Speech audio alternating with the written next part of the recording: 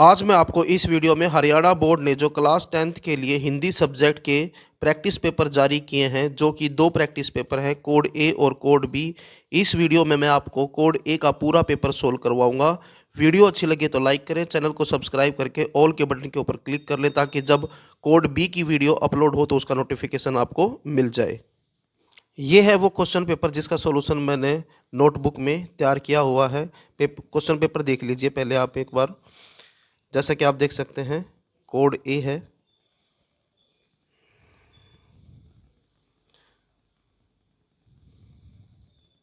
यहाँ से आपका क्वेश्चन पेपर स्टार्ट हो जाता है।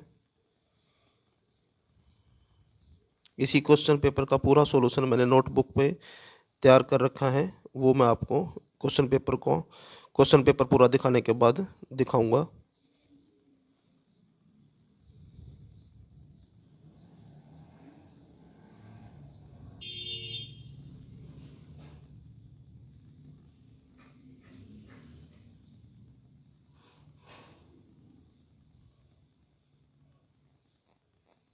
ये था आपका क्वेश्चन पेपर। अब मैं आपको इसका सॉल्यूशन दिखाता हूँ। क्लास 10th और पेपर है हिंदी का कोड ए। पहला क्वेश्चन देखें। पहले क्वेश्चन में जो है आपके ग्रामर से रिलेटेड क्वेश्चन आते हैं। तो पहला क्वेश्चन है, वाच्य किसे कहते हैं, इसके कितने भेद हैं। आंसर देखें। क्रिया के जिस रूप से यह बोध हो कि वाक्य में क्रिया का प्रयोग कर्ता, कर्म या भाव के अनुसार हुआ है, उसे वाच्य कहते हैं। वाच्य मुख्य रूप से तीन प्रकार के होते हैं। नंबर 1 कर्तवाच्य, दूसरा है कर्मवाच्य और तीसरा है भाववाच्य।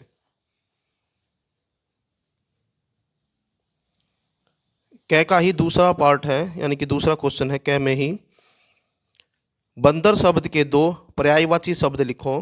तो आंसर है वानर और कपीस। उसके बाद पहले क्वेश्चन का ही ख भाग है और ख भाग का पहला क्वेश्चन है, अविकारी शब्द किसे कहते हैं, अविकारी शब्द कितने प्रकार के होते हैं। आंसर देखें। जो शब्द लिंग, वचन, कारक, पुरुष और काल के कारण नहीं बदलते वे अविकारी शब्द कहलाते हैं। अविकारी शब्द चार प्रकार के होते हैं। नंबर 1 क्रिया विशेषण, नंबर 2 संबंध बोधक और नंबर 3 समुच्चय बोधक और नंबर 4 विषयामादि बोधक। दूसरा क्वेश्चन है इसी पार्ट का, महेश शब्द का संधि विच्छेद करते हुए संधि का नाम लिखिए। तो आंसर है महा प्लस इस महेश। महेश शब्द में गुण संधि है। उसके बाद नेक्स्ट है गै पार्ट। पहला क्वेश्चन है गै का, नीलकंठ शब्द का समास विग्रह करते हुए समास का नाम लिखिए। आंसर है नीलकंठ। नीला है कंठ जिनका, यानी कि भगवान शिव। नीलकंठ में बहुब्रीहि समास है। सेकंड क्वेश्चन है गै का, निम्नलिखित मुहावरे का अर्थ लिखते हुए उसे वाक्यों में प्रयोग कीजिए। मुहावरा है तारे गिनना और इसका आंसर है तारे गिनने का मतलब होता है अधिक चिंता करना। और वाक्य में प्रयोग है इसका, जब से रेशमा के बच्चे विदेश गए हैं वह रात में तारे गिनती रहती है। उसके बाद पहले क्वेश्चन का ही घ पार्ट है और घ पार्ट का पहला क्वेश्चन है, बे उपसर्ग लगाकर दो नए शब्द बनाइए। तो आंसर है बेकाम और बेईमान। दूसरा क्वेश्चन है इसका, यौगिक शब्द में प्रत्यय छाटिए। आंसर है इसका योग में इक प्रत्यय लगाकर यौगिक शब्द बना है। नेक्स्ट क्वेश्चन है क्वेश्चन नंबर 2। क्वेश्चन नंबर 2 में ख में पहला क्वेश्चन है, रूपक अलंकार की परिभाषा एवं उदाहरण लिखिए। आंसर देखें। रूपक अलंकार, जहाँ पर उपमेय और उपमान में कोई अंतर न दिखाई दे वहाँ रूपक अलंकार होता है। अर्थात जहाँ पर उपमेय और उपमान के बीच के भेद को समाप्त करके उसे एक कर दिया जाता है, वहाँ पर रूपक अलंकार होता है। उदाहरण देखें। पायो जी मैंने राम रतन धन पायो। उदाहरण में राम रतन को ही धन बता दिया गया है। राम रतन उपमेय पर धन उपमान का आरोप है एवं दोनों में अभिन्नता है। नेक्स्ट क्वेश्चन है क्वेश्चन नंबर 2 का सेकंड पार्ट है, चौपाई छंद की परिभाषा बताते हुए एक उदाहरण लिखिए। आंसर देखें इसका। यह एक मात्रिक समछंद है। इसमें 4 चरण होते हैं। इसके हर चरण में 16 मात्राएं होती हैं। चरण के आखिर में जगण और तगण का आना वर्जित होता है। उदाहरण, रघुकुल रीत सदा चली आई, प्राण जाए पर वचन न जाई। उसके बाद तीसरा क्वेश्चन है, निम्नलिखित में से किसी एक विषय पर लगभग 300 शब्दों में निबंध लिखिए। तो विषय जो थे, सदाचार का महत्व, दहेज प्रथा, दीपावली, विद्यार्थी और अनुशासन, पुस्तकालय, ज्ञान और स्रोत। तो मैंने यहाँ पर इस टॉपिक के ऊपर विद्यार्थी और अनुशासन के ऊपर जो है ऐसे लिखा हुआ है, यानी कि निबंध लिखा हुआ है। अगर आपको ये आसान लगे तो इसे याद कर लें, अन्यथा जो आपने पढ़ रखा है उसी को रिवाइज कर लें। अनुशासन का जीवन में गहरा महत्व है। अनुशासन ही वह कुंजी है जिससे हम जीवन में विकास कर पाते हैं तथा सफलता के अनेक चरण छूते हैं। यदि हम देखें तो समूची प्रकृति भी एक अनुशासन में बंधी हुई है। सूर्य का प्रतिदिन एक ही दिशा से उगना तथा उसी तरह निश्चित दिशा में अस्त होना अनुशासन का ही प्रमाण है। चंद्रमा, तारे, बादल, बिजली, सबका अपना अनुशासन है। इनमें जब किसी का अनुशासन भंग होता है तब कुछ अप्रत्याशित तथा विध्वंसकारी घटना घटती है। एक क्रम से ही वस्तुओं का आना जाना होता है। समुद्र में ज्वार भाटा आने पर भी समुद्र मर्यादित रहता है, यानी कि अपनी सीमा के अंदर रहता है। एक निश्चित गति से पृथ्वी का सूर्य के चारों ओर चक्कर लगाना या अनेक उपग्रहों का अपनी गति से गतिमान रहना उनके अनुशासन को ही बताता है। ठीक इसी प्रकार विद्यार्थी के जीवन में भी अनुशासन का अत्यधिक महत्व है, क्योंकि विद्यार्थी जीवन व्यक्ति के सघन साधना का काल होता है जिसमें वह स्वयं का शारीरिक, मानसिक व रचनात्मक निर्माण करता है। विद्यार्थी राष्ट्र की भावी पीढ़ी होती है, इसलिए विद्यार्थी जीवन में अनुशासन का होना अत्यंत आवश्यक है, क्योंकि अनुशासन में ही रहकर छात्र अपने सभी कार्यों को समय पर पूरा करता है और बड़ी से बड़ी समस्या को अपने विवेक से समाधान कर पाता है, जिसके कारण वह लगातार सफलता को प्राप्त करता है। आज का विद्यार्थी आंख बंद करके आदेशों का पालन नहीं करता है। उसकी आंखें और कान दोनों खुले हैं। समाज में जो कुछ घटित होता है वह छात्र के जीवन में भी प्रतिबिंबित होता है, यानी कि दिखाई देता है। समाज अपने आप को संभाले तो छात्र स्वयं संभल जाएगा।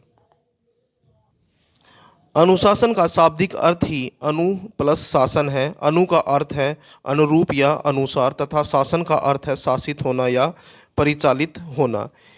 इसका आशय यह हुआ कि विद्यार्थी बहुत से कार्यों में स्वयं के द्वारा परिचालित होता है तथा बहुत से दूसरे कार्यों में शिक्षक, माता पिता अथवा विद्यालय द्वारा परिचालित होता है।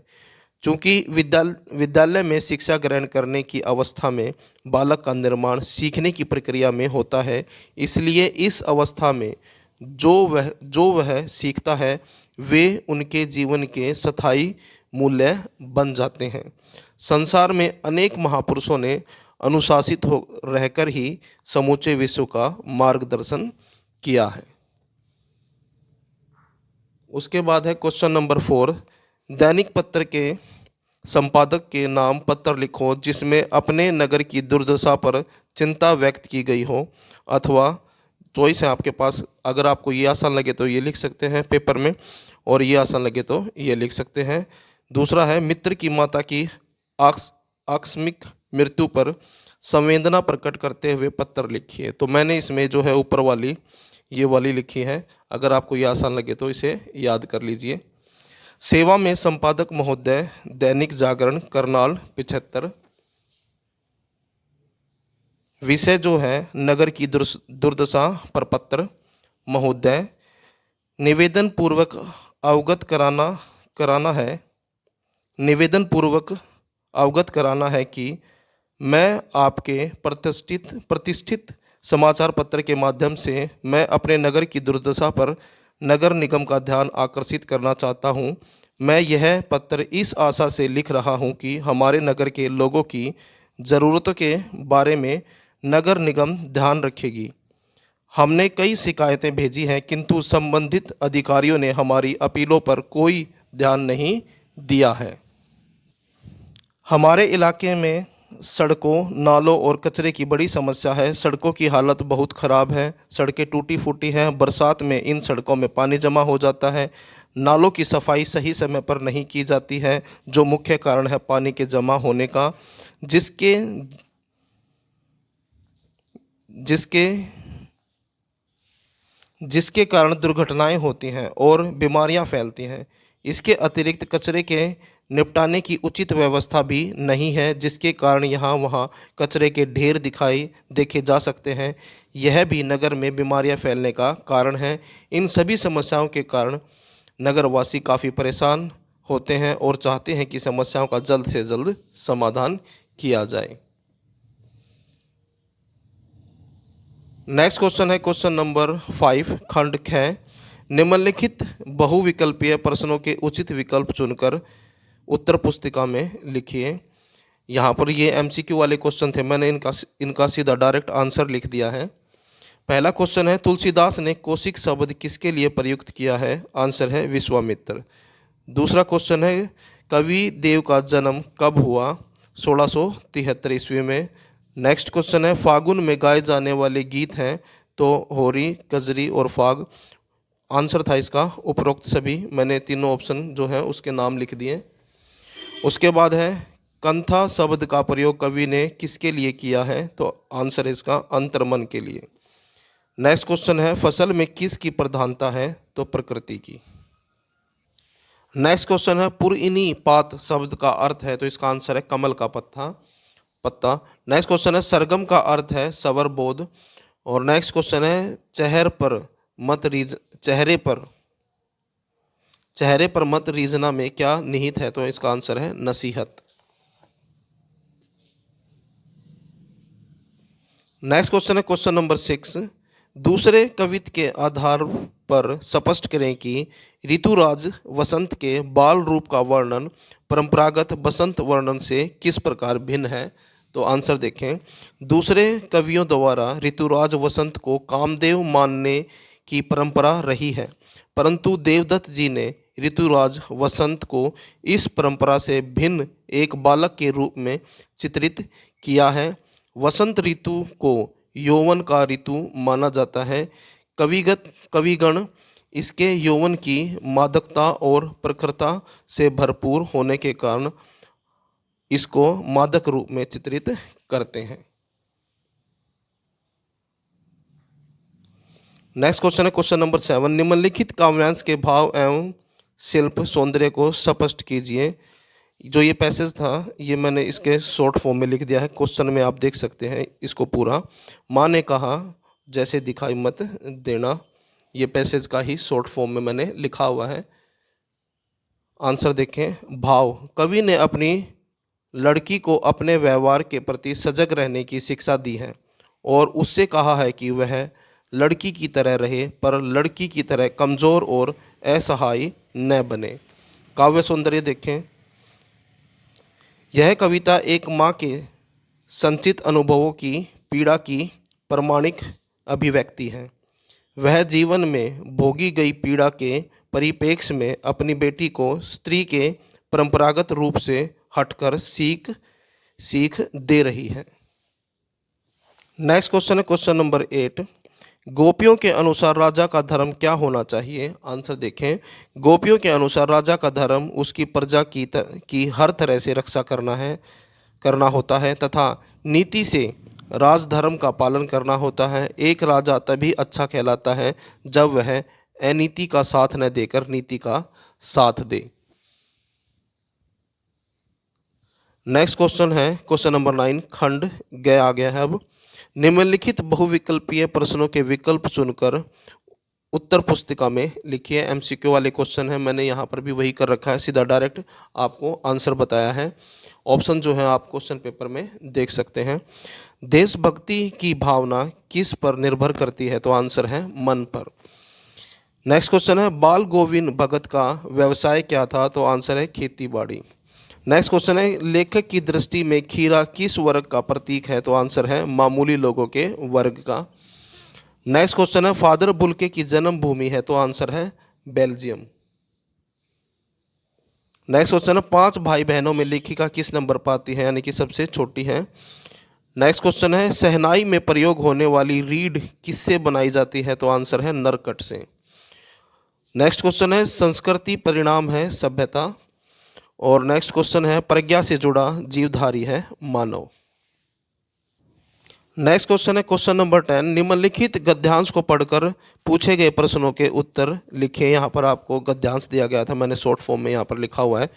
पूरा गद्यांश आप क्वेश्चन पेपर में देख सकते हैं। भादों की वह और चिह्युक उठे ना। पहला क्वेश्चन देखिए, पाठ व रचनाकार का नाम लिखिए। जैसे ही आप इसको पढ़ेंगे तो आपको पता लग जाएगा कि पाठ का नाम क्या है और इसके जो राइटर हैं उसका नाम बताना है। तो पाठ का नाम है बाल गोविंद भगत और जो इसके लेखक थे वो हैं रामवृक्ष बैनीपुरी। और नेक्स्ट क्वेश्चन है, इस गद्यांश में किस मौसम का वर्णन किया है, तो भादों का। बादलों की गरज और बिजली की तड़प में क्या सुनाई नहीं देता, बाल गोविंद का संगीत। नेक्स्ट क्वेश्चन है क्वेश्चन नंबर 11, तब की शिक्षा प्रणाली और अब की शिक्षा प्रणाली में क्या अंतर है, स्पष्ट करें। आंसर देखें, पहले की शिक्षा प्रणाली और आज की शिक्षा प्रणाली में बहुत परिवर्तन आया है। तब की शिक्षा प्रणाली में स्त्रियों को शिक्षा से वंचित रखा जाता था। पहले शिक्षा प्राप्त करने के लिए विद्यार्थियों को गुरुकुल में रहना जरूरी था, परंतु आज की शिक्षा प्राप्त करने के लिए विद्यालय हैं जहां सभी वर्ग के लोग शिक्षा प्राप्त कर सकते हैं। आज की शिक्षा प्रणाली में स्त्री पुरुषों की शिक्षा में अंतर नहीं किया जाता है। नेक्स्ट क्वेश्चन है क्वेश्चन नंबर 12, रामवृक्ष बैनीपुरी अथवा महावीर प्रसाद द्विवेदी जी का जीवन परिचय देते हुए उनकी साहित्यिक विशेषताओं पर प्रकाश डालिए। इन दोनों में से किसी एक का भी आप जिसका आपको अच्छी तरह से याद हो लिख सकते हैं। यहाँ पर मैंने रामवृक्ष बैनीपुरी जी का लिखा हुआ है। सबसे पहले जीवन परिचय है। आधुनिक युग के निबंधकारों में श्री रामवृक्ष बैनीपुरी का महत्वपूर्ण स्थान है। इनका जन्म मुजफ्फर जिला बिहार के बैनीपुर गांव में सन 1899 ईस्वी में हुआ। बचपन में ही इनके सिर से माता पिता की छाया उठ गई थी। सन 1920 में गांधी जी के नेतृत्व में असहयोग आंदोलन प्रारंभ होने पर यह अध्ययन छोड़कर राष्ट्र सेवा में लग गए। गांधी जी के दर्शन में इनकी विशेष आस्था है। रामचरितमानस के पठन पाठन ने इन्हें साहित्य की ओर प्रेरित किया। स्वतंत्रता संग्राम में सक्रिय भाग लेने के कारण इन्हें अनेक बार जेल जाना पड़ा। सन 1968 ईस्वी में इनका देहावसान हो गया, यानी कि मृत्यु हो गई।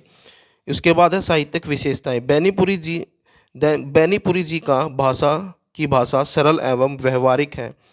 उनके द्वारा प्रयुक्त खड़ी बोली में सरलता, सुबोधता, सजीवता विद्यमान है। उनकी भाषा में भावानुकूल शब्द चयन किया गया है। बैनीपुरी जी की भाषा में संस्कृत के तत्सम शब्दों के साथ साथ तद्भव, देशज तथा अंग्रेजी एवं उर्दू के शब्दों का भी प्रयोग किया गया है। उसके बाद है खंड घ, क्वेश्चन नंबर 13। क्वेश्चन है, कृतिका भाग 2 के आधार पर निम्नलिखित प्रश्नों के उत्तर दीजिए। पहला क्वेश्चन देखें। पहला क्वेश्चन है, लेखक व उसके साथी बारात का जुलूस किस प्रकार निकालते थे, तो आंसर देखें।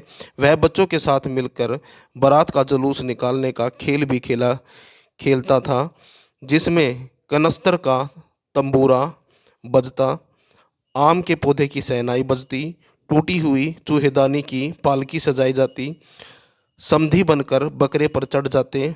यह जुलूस चबूतरे के एक कोने से दूसरे कोने तक जाता।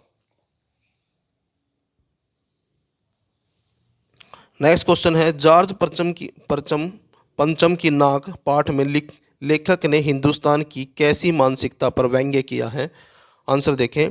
पाठ के आधार पर लेखक ने समाज एवं देश की बदहाल स्थितियों पर करारा व्यंग्य किया गया है। इस पाठ में दर्शाया गया है कि अंग्रेजी हुकूमत से आज़ादी प्राप्त करने के बाद भी सत्ता से जुड़े लोगों की औपनिवेशिक दौर की मानसिकता के शिकार है। नाक मान सम्मान व प्रतिष्ठा का प्रतीक है, जबकि कटी हुई नाक अपमान का प्रतीक है। नेक्स्ट क्वेश्चन है, सिक्किम के अधिकतर लोगों की जीविका का साधन क्या है? आंसर देखें। सिक्किम के अधिकतर लोगों की जीविका का साधन वहाँ के चाय के बागान में काम करना है। वह सड़क निर्माण के कार्य में भी मजदूरी करके अपनी जीविका चलाते हैं। वह आलू की खेती करते हैं और आलू द्वारा अपना जीविकोपार्जन करते हैं, यानी कि जीविका चलाते हैं। वह धान की खेती भी करते हैं। नेक्स्ट क्वेश्चन है, दुलारी की दो चारित्रिक विशेषताएं लिखिए। आंसर देखिए। दुलारी एक स्वाभिमानी स्त्री थी। वह अपने सम्मान का समझौता करने के लिए बिल्कुल तैयार नहीं थी। उसने अकेले रहकर सम्मान से सिर उठाकर जीना सीखा था।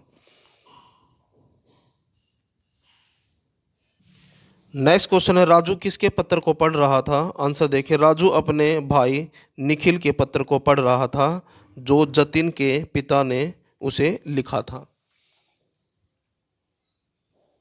नेक्स्ट क्वेश्चन है, क्वेश्चन नंबर 14, नैतिक शिक्षा पाठ्य पुस्तक के आधार पर प्रश्नों के उत्तर दीजिए। ये सभी क्वेश्चन जो है नैतिक शिक्षा की बुक से पूछे गए हैं। पहला क्वेश्चन है, मानवता शब्द का अर्थ स्पष्ट करें। आंसर देखें। मानवता शब्द का अर्थ मानव होने का भाव है। केवल मानव देह धारण कर लेने से ही मानवता की सिद्धि नहीं हो जाती, यानी कि मानव का शरीर प्राप्त करने से ही मानवता प्राप्त नहीं हो जाती। इसके लिए मानवीय सद्गुणों का वर्ण आवश्यक है, यानी कि एक इंसान के अंदर सद्गुण होने चाहिए, जिनसे मनुष्य की मनुष्यता प्रमाणित होती है, यानी जिसकी वजह से ही मनुष्य की मनुष्यता प्रमाणित यानी कि सिद्ध होती है। मानवता व्यक्ति की आदर्श आचार संहिता है। नेक्स्ट क्वेश्चन है, योग कर्मेषु कौशलम की व्याख्या करें। आंसर देखिए। योग कर्मेषु कौशलम योकित श्रीमद् भगवत गीता से उद्धृत है। युक्ति के अनुसार कर्म करने की एक प्रकार की विशेष युक्ति को योग कहते हैं। योग वस्तुतः योगाचार्यों द्वारा बताई गई विशेष युक्तियों द्वारा शारीरिक अंगों के अभ्यास से ही संपन्न होता है। नेक्स्ट क्वेश्चन है, राजनीतिक क्षेत्र में मालवीय जी द्वारा दिए गए योगदान का वर्णन करें। आंसर है, इस क्षेत्र में भी उन्हें काफ़ी यश मिला। इस क्षेत्र में भी उन्हें काफ़ी यश मिला। असहयोग आंदोलन में वे जेल भी गए। दूसरी गोलमेज सभा में भी वे भारत के प्रतिनिधि के रूप में इंग्लैंड गए। 2 बार हिंदू महासभा के प्रधान चुने गए। उन्होंने हिंदी साहित्य सम्मेलन की स्थापना की और कई बार इसके अध्यक्ष भी रहे। नेक्स्ट क्वेश्चन है, सरोजनी नायडू की शिक्षा दीक्षा किस प्रकार संपन्न हुई? आंसर देखें। सरोजनी नायडू के पिता उन्हें गणितज्ञ बनाना चाहते थे, परंतु उनकी काव्य में रुचि थी। 11 वर्ष की आयु में उन्होंने 1300 पंक्तियों की एक लंबी कविता a lady of the lake की रचना की। 12 वर्ष की आयु में उन्होंने मैट्रिक की परीक्षा प्रथम श्रेणी में पास की। उनकी प्रतिभा को देखकर उनके पिता ने उन्हें उच्च शिक्षा के लिए प्रेरित किया, लेकिन उन्होंने अपना सारा ध्यान चिंतन और लेखन में लगा दिया। हैदराबाद के निज़ाम ने उनकी साहित्य रचनाओं से प्रभावित होकर उनके विदेश में पढ़ने के लिए छात्रवृत्ति की व्यवस्था कर दी, यानी कि स्कॉलरशिप की। नेक्स्ट क्वेश्चन है, गंगाधर राव ने किसको अपना दत्तक पुत्र बनाया, वह क्यों? आंसर देखें। गंगाधर राव ने अपने संबंधी वासुदेव के पुत्र आनंद को गोद लेकर अपना दत्तक पुत्र बनाया। गोद लेने के उपरांत उसका नाम दामोदर राव रखा गया।